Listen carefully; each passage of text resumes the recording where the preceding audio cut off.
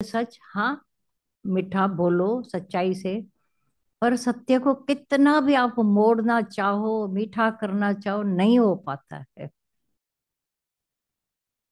कितना करेला हमारे फायदे का है ना। शक्कर पे शक्कर डालते जाओ, उसका स्वाद ही बिगड़ जाएगा।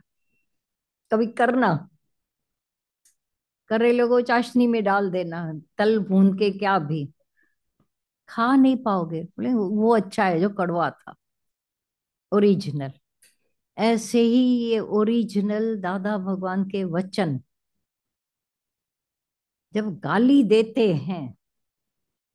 आज एक ने सुबह फोन किया, किसने फोन किया याद नहीं आता है, बोला मैंने गीता भगवान की कैसेट सुनी। दादा भगवान से भी बढ़कर उन्होंने गालियां दी है। तो मुझे पता है, क्योंकि ये पूना की कैसेट है, इकलौती एक ही कैसेट।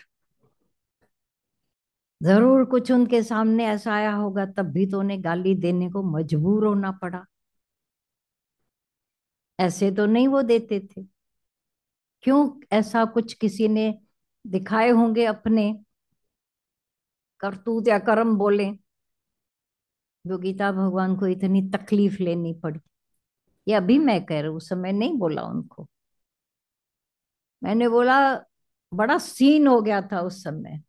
हम लोग बॉम्बे ही थे अभी, वहां ये ज्ञान चल रहा था पूना में।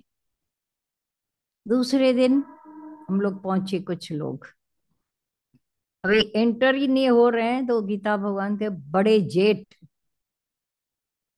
जेठ वहीं रहते थे।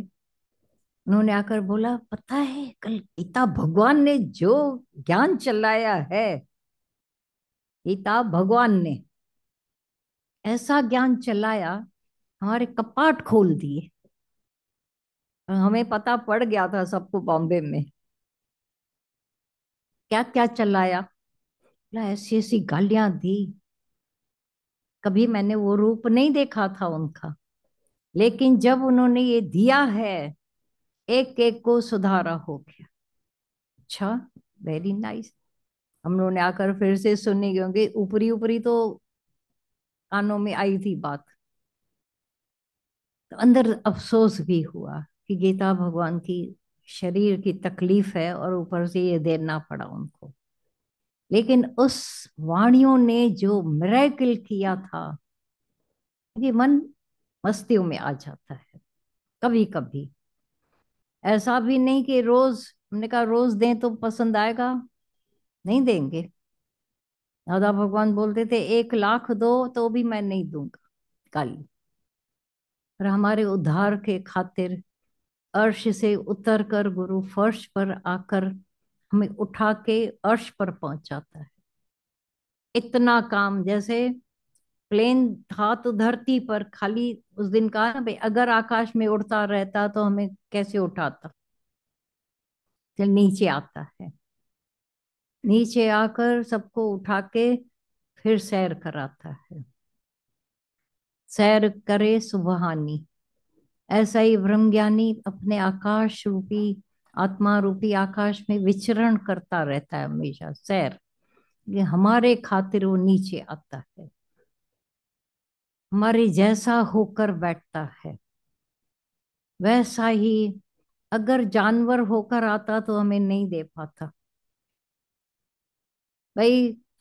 जो 10 अवतारों में बताया गया है, एक मत्स्य अवतार, कच्छ, तो मच्छ ने कुछ जो किया होगा, लेकिन इंसानों का उद्धार नहीं कर सका होगा। मच्छ, कच्छ, वारा, नरसिंह आया, पर रामचंद्र और कृष्ण के समय उद्धार किया। हमारा जैसा हो करके हमको आगाह किया माया से। पूरे जो माया में, माया के हथकंडे हैं, उनसे सावधान किया। माया में हथकंडे हैं या नहीं है? कामनी, कंचन, कीर्ति, तीनों ही हथकंडे। सतो रजो तमो, तीनों ही हथकंडे। अट्रैक्ट करने के, गिराने के, कुछ न कुछ पैम्परिंग करने के।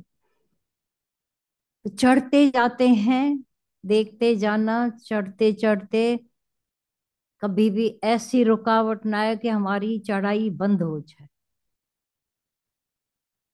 हमेशा अपने उद्धार में बने रहें।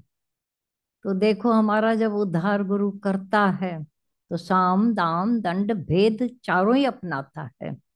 कभी समय देखकर, देखा होगा कभी, समय की नब्ज उसके हाथ में है, बड़े सौम्य रूप में, या समय देखकर कभी शांति रूप में और कभी दंड। क्रोध भी करने का अधिकार उसको है जो प्यार कर सकता है।